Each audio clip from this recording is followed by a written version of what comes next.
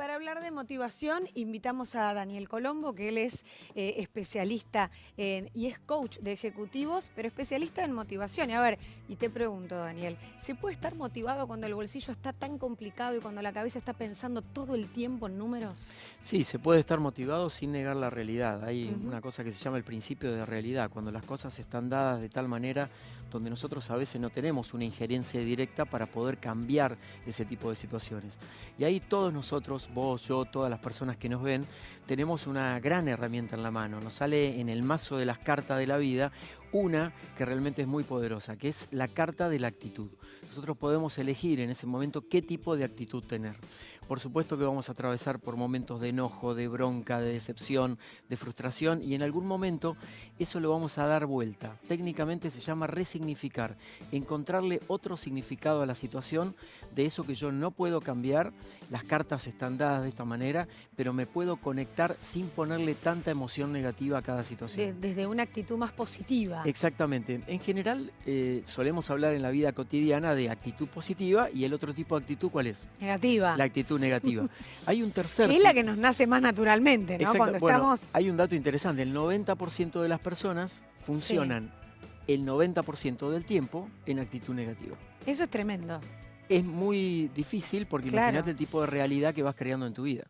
Por ejemplo, seguramente todos conocemos personas quejosas, personas enojadas con la vida, personas protestonas o personas chismosas, y son todas manifestaciones de rangos de negatividad, o lo que llamamos negatividad, para graficarlo claramente, que nosotros podemos modificar si realmente queremos. Y hay un tercer tipo de actitud, entre la positiva y la negativa, que a veces nos ayuda en esos momentos. Por ejemplo, si yo recibo información como la que ustedes vinieron compartiendo en estas semanas, que todavía no había muchas precisiones, y yo me engancho negativamente aún sin tener toda la información, puedo elegir esa actitud que está en el medio entre lo positivo y lo negativo, que es una actitud neutral.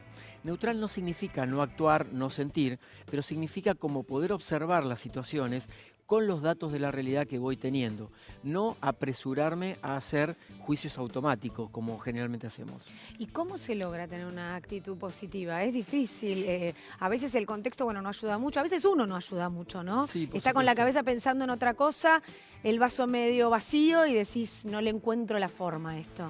Sí, sucede, y sobre todo porque a veces nosotros somos seres sociales, entonces estamos en medio de un entorno donde todo influye. Por eso es muy importante, una clave, por ejemplo, es empezar a observar nuestros pensamientos, qué tipo de emociones nos dominan, y si le estoy entregando mucha cabeza y mucho corazón, sobre todo, más a los problemas que a las soluciones, o a esas cosas irreversibles. Sucede mucho, por ejemplo, cuando hablamos con los abuelos, que pasa, por ejemplo, por situaciones de salud. Cuando tenemos una situación de salud, a veces tenemos que disciplinarnos, aprender a convivir con nuevas realidades, adaptarnos a esas situaciones, exigirnos menos y también conectarnos con cosas esenciales de la vida. Por eso estaría bueno compartir algunos tips, algunas herramientas concretas para que los abuelos también tengan esto, que son herramientas de inteligencia emocional. ¿Cuáles serían esos tips o esas herramientas? Bueno, una de las primeras es poder conectarnos con las cosas buenas que sí suceden, porque todos los días están pasando cosas buenas. No es todo negativo de lo que tenemos en la vida. Desde lo más pequeño, como por ejemplo que me pude levantar a la mañana, o tengo una persona que me acompaña, o tengo alguien que me quiere, o puedo conversar con mi vecino, o tener esos pequeños rituales de tomar mate con los vecinos y ponernos al día de las cosas que nos pasan, o de algo que hemos visto en televisión. Esas pequeñas cosas son para agradecer. Por supuesto, si hay mucha gente que tiene fe en distintas cosas, eso también ayuda para poder balancear. Entonces, independientemente de la situación que estemos atravesando, siempre es bueno no perder de vista que hay cosas positivas.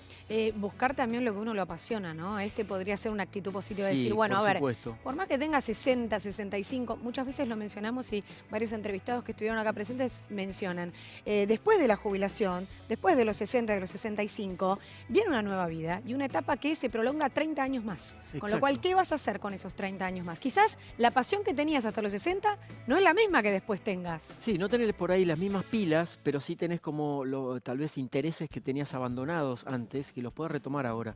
Te pongo el ejemplo de mi vieja. Esas cuentas pendientes. Esas cuentas pendientes. Mi vieja falleció a los 93 años, hace unos 2 años. Pero, por ejemplo, hasta los 91, todos los días ella se encargaba del jardín. entonces la veías arrodillada, arreglando sus plantas. Era su pasión. Era su pasión, era su orgullo. O caminando, a ella le gustaba mucho caminar, entonces caminaba 7 kilómetros por día a los 91 años. Quiere decir que depende de la actitud y por supuesto de la aptitud que tengas física para poder hacer esas cosas, te vas a mantener activo todo el tiempo. ¿Y qué pasa con la gratitud, ¿no? Ese es un punto que mencionás muchísimo. Sí. ¿Y a qué se refiere? Porque claro, la gente dice, ¿qué te tengo que estar agradeciendo todo el tiempo de qué? De estar vivo, ¿no?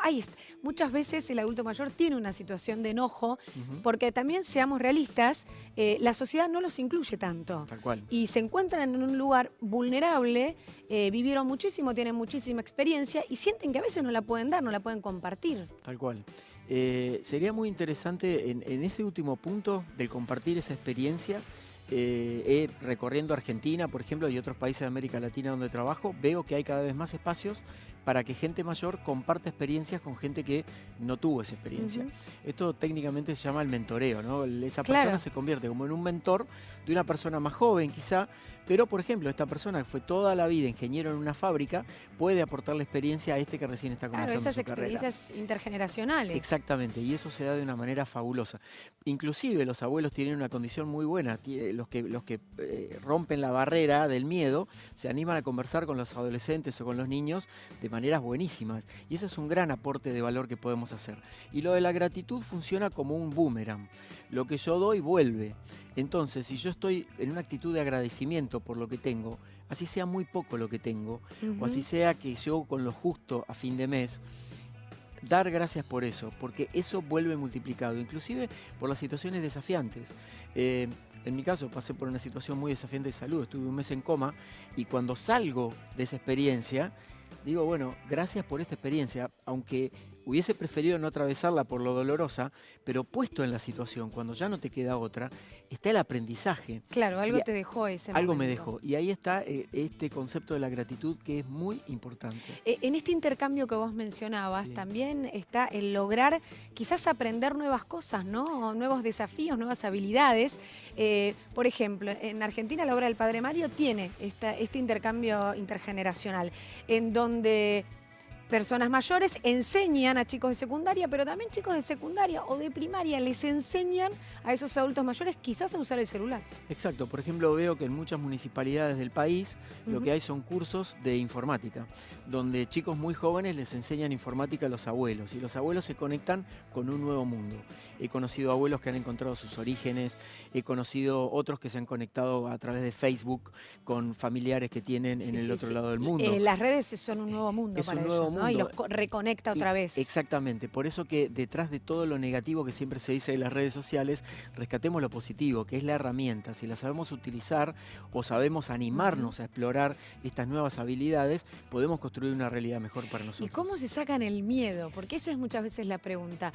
Porque aprieto un botón y voy a hacer explotar la computadora. Bueno. Y si me animo a esto, yo creo que va a salir mal. Tal cual. ¿No? Porque, digo, uno tiene miedo a los 40, a los 50, a los 60, a cualquier edad se tiene miedo de lo nuevo. Bueno, tengo una mala noticia, que el miedo nos va a acompañar hasta el Toda último la día de vida. nuestra vida. Claro. Lo que sí podemos hacer es gestionar el miedo. Los miedos no se pueden controlar, pero sí los podemos gestionar. Quiere decir que, por ejemplo, yo ante un temor mínimo de algo, si yo le pongo la carga emocional de la palabra miedo, ese miedo, esa sensación se va a agigantar. Entonces lo que puedo hacer es, ¿estoy teniendo miedo o estoy teniendo temor a algo? Por ejemplo, tengo que ir al doctor, me va a revisar los análisis. ¿Tengo miedo o tengo temor? Puedo tener las dos cosas, pero en general me voy a dar cuenta que a veces el miedo es más una construcción interna de la fantasía y la expectativa que yo tengo de cómo van a ser las cosas de lo que en realidad es. Entonces, poniéndome en un plano de realidad, yo puedo disminuirle la potencia al miedo que, como dijimos, nos va a acompañar hasta el último día. ¿Y cómo hace la familia para acompañar en todo esto? Porque estamos conectados, tenemos vínculos constantes y lo más importante es tener esos vínculos, ¿no? La soledad y el aislamiento es lo que provoca la mayoría de las enfermedades después de los 60 años. ¿Cómo logramos que esos vínculos nos entiendan, nos comprendan y acompañen esos momentos? Bueno, lo principal es poder sostener una buena comunicación, cosa que no siempre se da entre el adulto mayor y su familia. porque a veces el adulto mayor siente que está en una etapa de mucha soledad o está de pronto en un asilo donde la familia lo va a ver de vez en cuando o necesita cuidados especiales, por eso está en algún lugar en particular.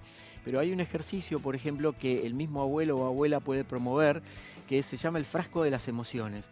En un frasco grande de vidrio, el abuelo puede escribir o pedir ayuda para que le escriban en un papelitos con nombres de emociones positivas. Alegría, cooperación, abrazo, caricia, ternura, y todas las ponemos adentro del frasco. Y cuando viene a visitarlo alguien de la familia, o cuando él quiere conectarse con alguien de la familia, o él está en un mal día, puede sacar de ese frasco de las emociones una de estas emociones positivas, leerla y poder conectarse con esa energía. Esto que parece como muy sencillo de lograr, claro. funciona muy bien también en los marcos familiares. Cuando los chicos vienen por ahí con alguna problemática o los papás están muy cansados del trabajo, entonces sacar una emoción positiva, lo único que va a hacer es cambiar nuestro switch en la cabeza.